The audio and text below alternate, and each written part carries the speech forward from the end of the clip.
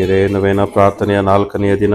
ಇಂದು ನಮ್ಮ ಕುಟುಂಬಗಳಲ್ಲಿನ ಧರ್ಮ ಕೇಂದ್ರದಲ್ಲಿನ ಎಲ್ಲ ರೋಗಿಗಳನ್ನು ಮಾತೆ ಮರಿಯಮ್ಮನವರ ಮೂಲಕ ದೇವರಿಗೆ ಒಪ್ಪಿಸಿಕೊಡುತ್ತಾ ಅವರ ಆರೋಗ್ಯಕ್ಕಾಗಿ ಪ್ರಾರ್ಥಿಸೋಣ. ಅಂತೆಯೇ ನವೇನ ದಿನಕ್ಕೆ ನಾವು ತೆಗೆದುಕೊಂಡಿರುವ ಉದ್ದೇಶಕ್ಕಾಗಿಯೂ ಪ್ರಾರ್ಥಿಸೋಣ.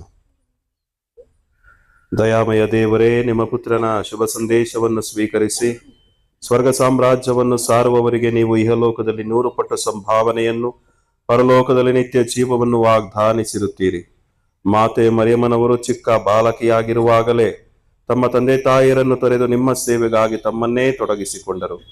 ಅವರ ತ್ಯಾಗ ಜೀವನಕ್ಕೆ ನೀವು ಅಪರೂಪ ಸಂಭಾವನೆಯನ್ನಿತ್ತಿರಿ. ಆ ಮಾತೆಯನ್ನು ನಮ್ಮ ಜೀವನದಲ್ಲಿ ಅನುಸರಿಸಲು ಅಗತ್ಯವಾದ ಅನನ್ಯ ಭಕ್ತಿಯನ್ನು, ನಿಷ್ಕಾಮ ಮನೋಭಾವವನ್ನು ನಮ್ಮಲ್ಲಿ ಬೇರೂರಿಸಿರಿ.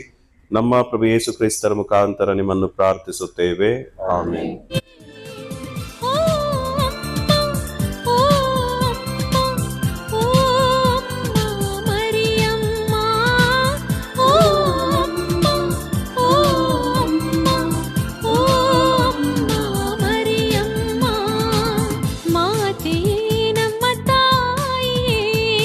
ನಲ್ಮೆಯ ಕಂದ ಮರಿಯ, ನಿಮ್ಮ ಜಯಂತಿಯನ್ನು ಸಂಭ್ರಮದಿಂದ ಆಚರಿಸಲು ಸರ್ವ ಸಿದ್ಧತೆಯನ್ನು ಮಾಡುತ್ತಿದ್ದೇವೆ. ನೀವು ಅದ್ಭುತ ರೀತಿಯಲ್ಲಿ ಜನಿಸಿ ದೇವಕುಮಾರನಿಗೆ ತಾಯಿಯಾಗಿ ನಮ್ಮೆಲ್ಲರ ರಕ್ಷಣೆಗೆ ಕಾರಣಕರ್ತರಾದಿರಿ. ನೀವು ದೇವರನ್ನು ಹಾಗೂ ನಮ್ಮನ್ನು ಅಧಿಕವಾಗಿ ಪ್ರೀತಿಸುತ್ತಾ ನಿಮಗೆ ನಮ್ಮ ಮೇಲಿರುವ ಕಾಳಜಿಯನ್ನು ವ್ಯಕ್ತಪಡಿಸುತ್ತಾ ಬಂದಿರುವಿರಿ. ನಿಮ್ಮ ಆದರ್ಶವನ್ನು ಅನುಕರಿಸುತ್ತಾ ಪ್ರಭು ಯೇಸುವಿನ ಸೇವೆಯನ್ನು ನಿಷ್ಠೆಯಿಂದ ಮಾಡಲು ನಮಗೆ ಕಲಿಸಿರಿ.